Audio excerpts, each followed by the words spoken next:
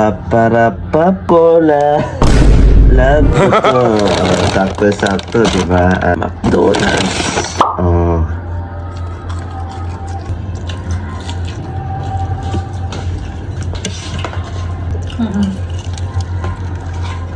Tata yung kanin. Mas maganda pa luto ko. Kaya, Turuan mo nga.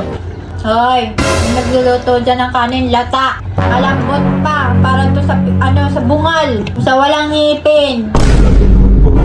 Ay, sa walang ngipin tong kanin, oh. Ito? Tingnan mo naman. Ewan ko, basta ako gutom ako.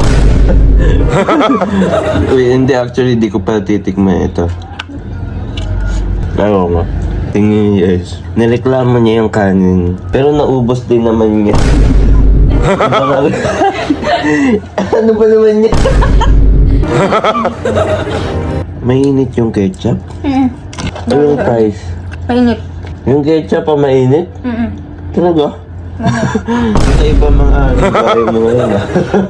Paano naging mainit ang ketchup? Baka yung french fries. Ayaw nga. Naku, may darating pang bisita.